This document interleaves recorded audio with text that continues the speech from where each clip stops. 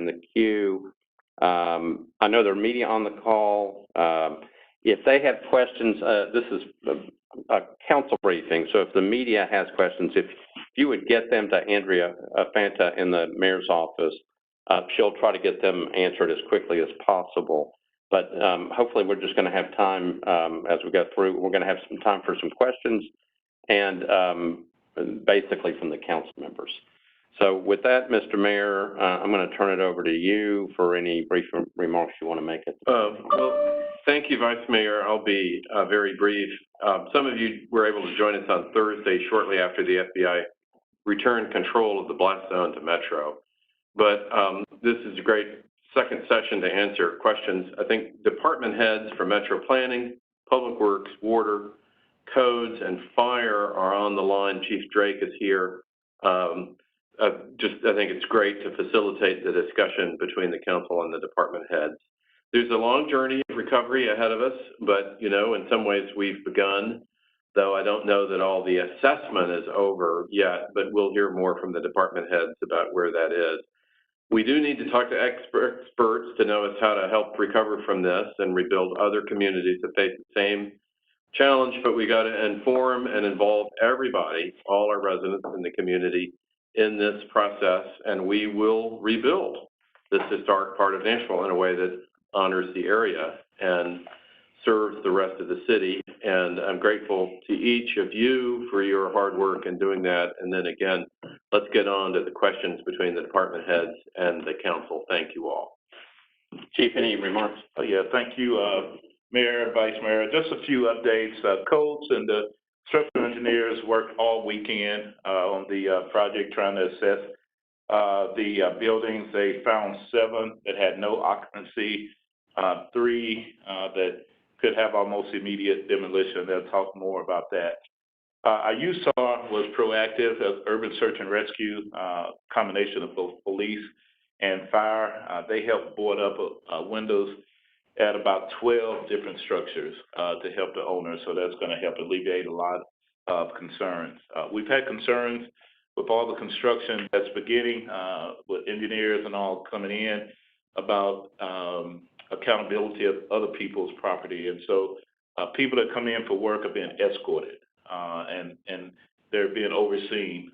For instance, if they're at 128, you can't go in 130 because there's someone there to prevent that from happening. So that's for the integrity of people's property. We've securing the footprint is still from 2nd to 1st Avenue, from Union to Broadway. The restricted area where there's no access, where it's dangerous, is between Commerce and Church Street. It's where we're those buildings deemed unsafe and can fall at any moment. And so with that said, that's all I have, and we can move to questions if we need to. Okay. All right, so let's go on. I believe we'll start with Councilmember Stiles. IT is going to let them in when it's time for them to ask. So Councilmember Stiles, are you on? She was having trouble getting on. There she is. Councilmember Stiles, if you could unmute, there you go. Can you hear us? Thank you so very, yes, I can. I was struggling for a minute.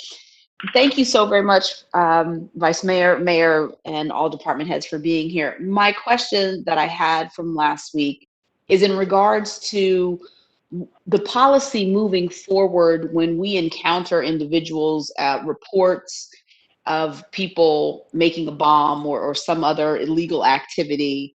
Are we somehow going to keep track of that information, whether that's somehow putting them in contact with mental health services, or a list that says, okay, here are some people that we've had some complaints about in the future, so when incidents like this happen, God forbid that they should ever happen again, we know we're a resource to go to? Well, we definitely keep track of all of that, and for people, obviously, to make a bomb, you have some mental health issues, but this particular person had he was anti-police and anti-government, and so he wouldn't have consented to anything. He didn't want anyone on his property at all, especially at the request of anybody from the government. But we do keep up with all such calls. Councilmember Stiles?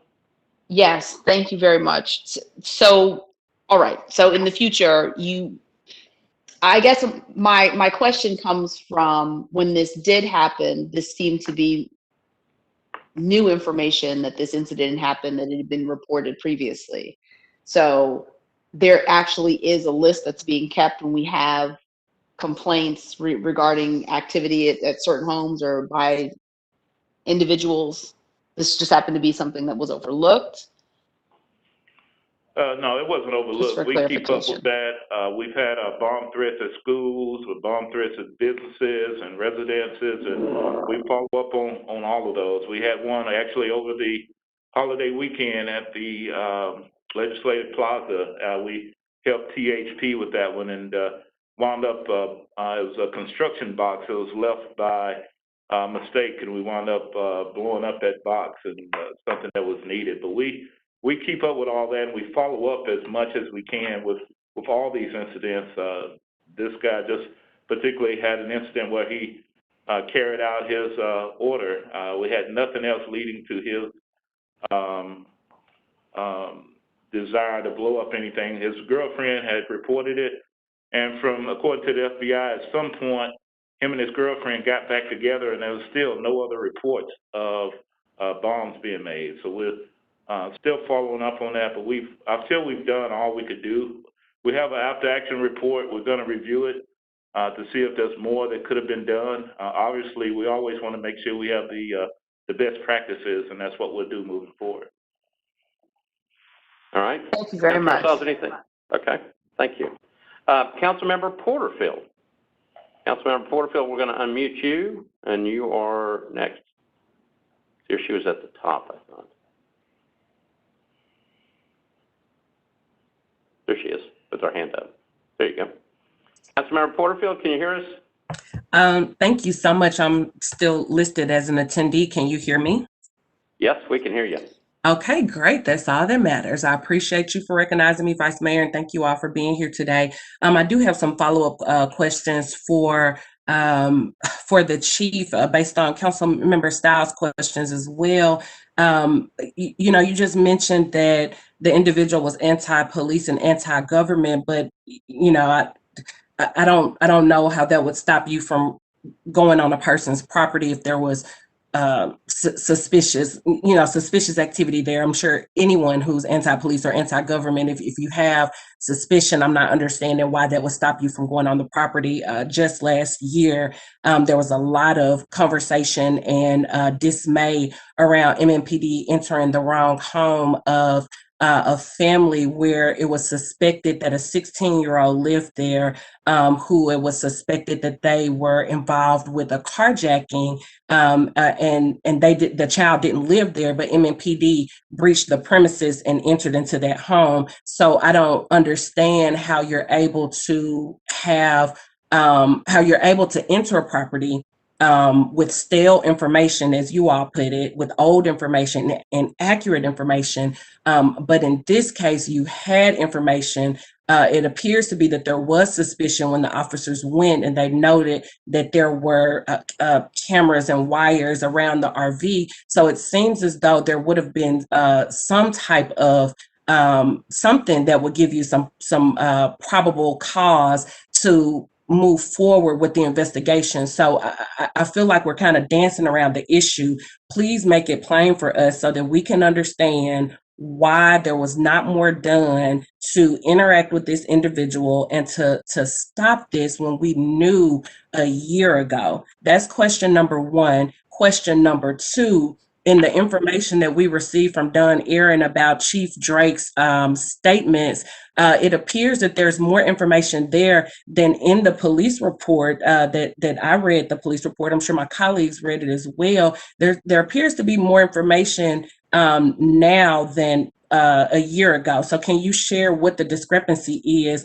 Are we relying on the memory of the officers from last year? Because I personally can't remember what I had for lunch last week. So are we relying on what they remember to have happened last year? And if that's the case, why was that not documented in the police report? And then my last question is, around the conversation about domestic terrorism. I've heard different things, and I would like to know, why is this not being labeled as domestic terrorism? Does it have anything to do with insurance? Like, we need a clear answer on that, because that is something that our constituents are asking us, and we don't have that information.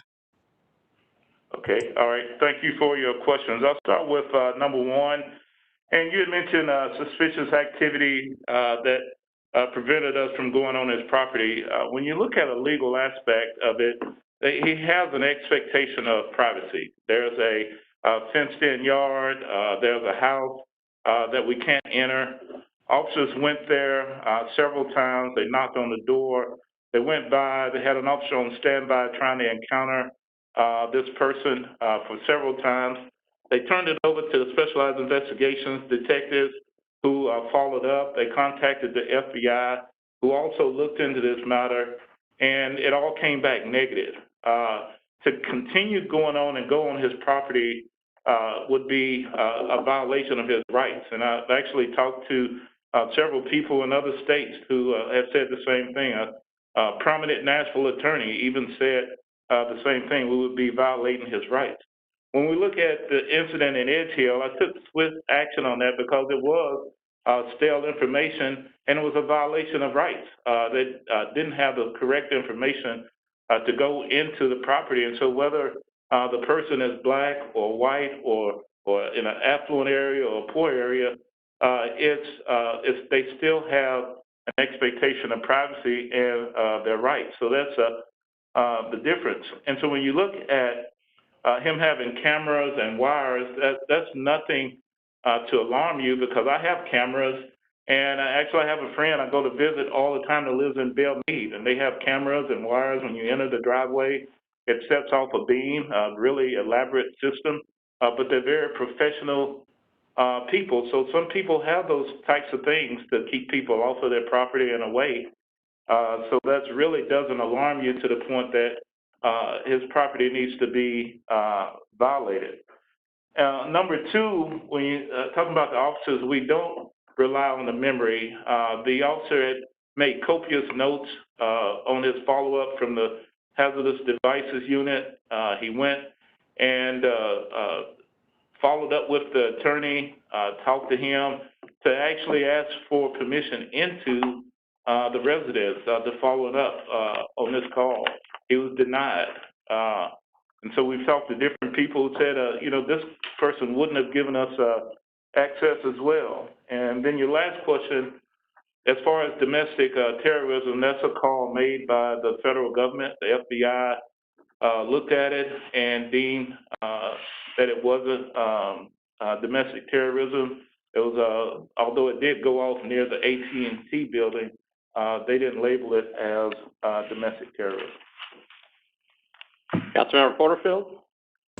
Thank you. So to be clear, the family whose property that MNPD entered on 2019, in 2019, so had they just not given, I'm still not clear, like they didn't give permission, but their door was bust down. So I don't understand when we are saying we all deserve privacy. You're absolutely right. We all deserve privacy, and no one needs to be surveilled by their government. So you're absolutely right that we deserve privacy. But where was the privacy for that family when their door was bust down for the person that was being looked for wasn't even there? In this case, the person that you are looking for was there, but because they didn't give you permission, it seems as though nothing else was done. I mean, was there no further investigation? Like, I just don't feel like that's clear. Yeah, when you look at Edge Hill, the officers facing that search warrant is having very severe discipline. It's going to be coming down Avenue very soon. It'll be contested through civil service and all that. They did not have permission, and so it was an illegal, in my opinion, it was stale information, so it was an illegal search. So we can't give people the right to go on properties legally or illegally. And so even in this particular individual's case, we could not enter his house without probable cause, and we couldn't enter his backyard as well. And so if it would have been open, if it would not have been fenced in, we could have used a a bomb dog to let it run loose and maybe try to pick up a scent. Did not. The hazardous device officer actually went there, said he couldn't pick up any scent as well. He's used to being around chemicals and all that. And so they did everything they could prior to, other than violating this individual's rights.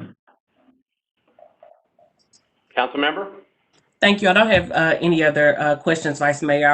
I would hope that everyone gets that same protection in our city and that no one has their rights violated. So thank you, Vice Mayor. All right. Councilmember Mendez, you're next. Mendez?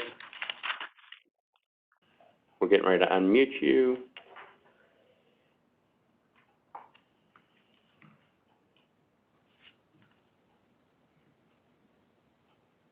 It's with an S. Hold on, Councilmember, we're looking for you on the screen. Yeah. There he is. Okay. Councilmember, you're recognized.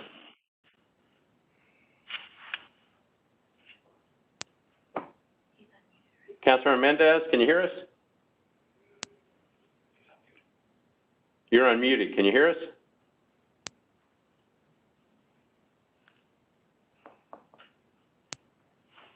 All right. Hey, Bob. All right. So let's come back to him. Councilmember Johnston, Courtney Johnston. She's next. I'm going to see if we can figure out what's going on with Councilmember Mendez. Hi, can y'all hear? We can hear you. Perfect. First, I wanted to thank all of the department heads so much for the daily updates from everyone. I think that's super helpful and something that we had asked for and you guys delivered. So thank you for that. And correct me if I'm wrong, but I think that the FBI is in charge of determining whether or not it was terrorism or not terrorism. And all I'm asking is, have we gotten an update as far as a timeline on that? Because I know that does a lot with regard to how personal insurance is handled, and then how FEMA is handled with individual assistance and public assistance. Do we have any sort of timeline update on that determination and any other, any like federal support for this recovery effort? Thank you, Council Lady Johnson. The FBI has deemed this not to be a terrorist act. I have to get the details as to why they said it wasn't. I believe it was some type of political ideology, and they feel that this particular person may not have been politically motivated. So I have to get the exact details on why they decided that it wasn't terrorism, but they made the call on that. The request has been made through the state for assistance. I believe that's going to be signed or it's being reviewed at some point. And I believe after they make their assessment, then the federal government will make theirs as well as to additional funding. So that's already in the pipe. So are we talking like 2 or 3 weeks or 2 or 3 months? Or do you have any, you can tell me, I have no idea, and that's an acceptable answer too. I just wanted to know, just so we can have some sort of an expectation of a timeline. I would say that I can't give you that answer, but I will try to find out from the special agent in charge, Matt Foster, and see if he can give that to me. Thank you so much. That's all I have. Thank you, Vice Mayor. All right. Thank you, Councilmember. We're going to go back to Councilmember Mendez and see if he's been able to get back on. There he is up at the top. Councilmember Mendez, can you hear us? Can you hear me, Vice Mayor? Yeah, we got you. All right. Okay, you're recognized. Go ahead. Thank you. Last Wednesday, I think it was, Chief Drake had a press conference, and at the time he said he didn't know whether the report from August 2019 had been cleared, and that after the first week or so of activity after the report, he didn't know what had happened with the report. And I'm wondering whether there's an update about that. Yes, that report remains open. I can't close it out without any type of disposition. And so no other calls came in, no further investigative actions that I know of. were done. We're trying to see and trying to ascertain if the patrol officers went by any checking records from our CAD system to see what other follow-up, but it's still being investigated. That's what the after-action report is going to reveal. From the very first call when this report was made to the very end during recovery, should give us answers to all that. When do you anticipate knowing what else was done after the first week or so?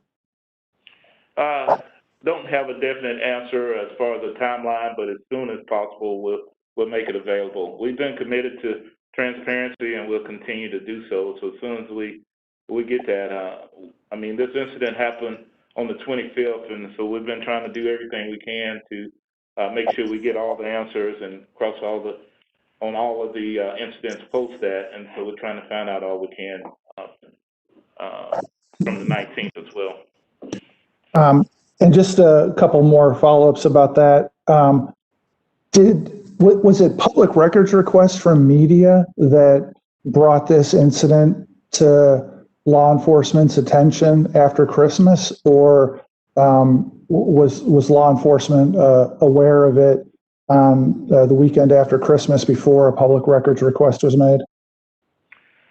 I believe the request was made after Christmas, and I believe maybe Channel 5 made their request. I believe there was only one media request at that time. I would have to get Don Aaron to verify that, but I believe he told me there was one request that he had, and post-Christmas, maybe the Sunday, maybe the Saturday, I'm not sure the exact date, but it was immediately following the incident.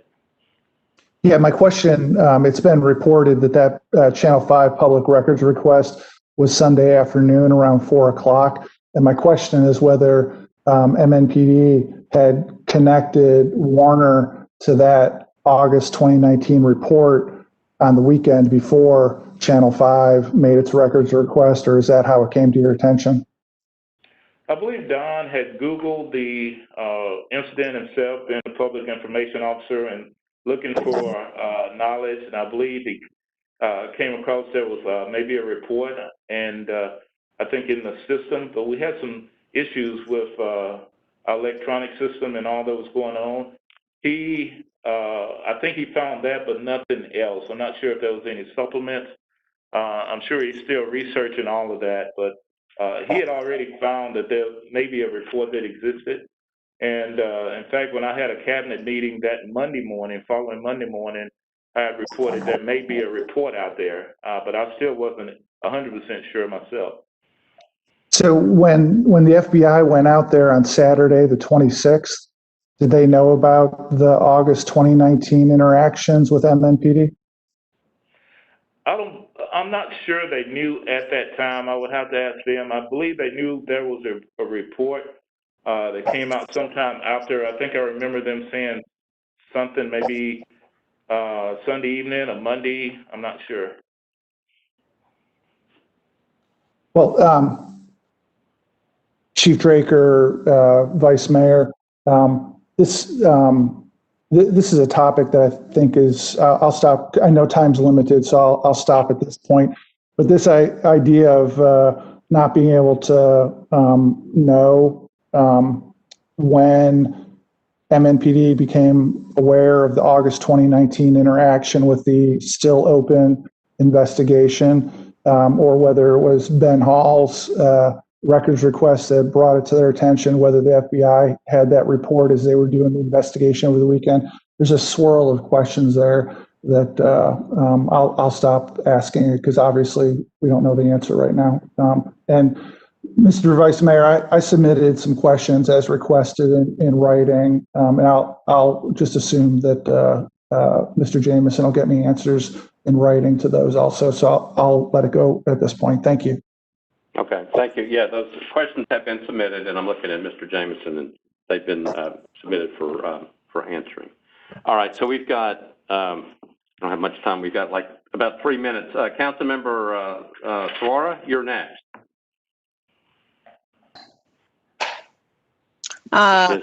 Thank you. Can you hear me? We can hear you.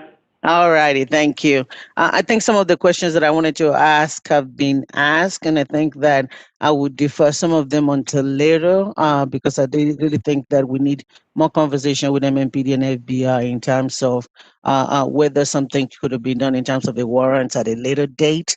I understand leaving the same day and not going in, I know violating the rights, but I think subsequently we want to know what are the actions that we're taking and hopefully maybe what we need to do better going forward. The question that I have, Mr. Porter, I think in the last briefing, talk about the work that will be done, and some of this is in the infrastructure budget already, that it's already budgeted for. Other than basic infrastructure stuff, I know some of the buildings has a lot of water damage. Would this be something that will be taken care of by Metro, or is this something that the individual business owner will have to take care of? The second question that I have is on the building itself, and I don't know who will have the answer to this. Any of the properties on the National Registry, because I know that I had a building in Bolivar a long time ago that is on the National Registry, and usually there's some funds available to property owners for rehabilitating those buildings. So the properties that were damaged, is any of them on the National Registry? And then the last question, probably for Mr. Phillips of the administration. I know that we're looking into FEMA and some state funds now that the is now categorized as terrorism, so we can get it for insurance. Does this impact our FEMA as well, or is this still a disaster and we still get those assistance regardless? All right, so there's a number of different questions, and it's And if we don't have time, I can resubmit them. So whichever one. I know the planning committee starts right now. So if Councilmember Suara, if you don't mind writing them out and sending them to Mr. Jamison, some of this goes to Mr. Potter, some may go to Code, some may go to the Historical Commission. If you can do that, that would be great. And I hate to cut you off. I just know that we have planning committee that starts right now, so we have to get off. No problem. All right, so we've got, I've got Nash, Sepulveda, and Henderson also still in the queue. If you all have questions and want to submit them to Mr. Jamison, go ahead and do that. Media, if you'll send them to Ms. Fanta in the mayor's office, that would be good. And remember that the mayor will be in the chamber tomorrow for our 6:30 meeting, and he'll be speaking to us then as well. And again, I hate to cut you off. I just know that we knew this was going to happen, so we have a hard stop at 3:30. Thank you, everybody. Thanks for joining in, and we will see most of you tomorrow night, or at least virtually anyway. All right. Thanks, everybody.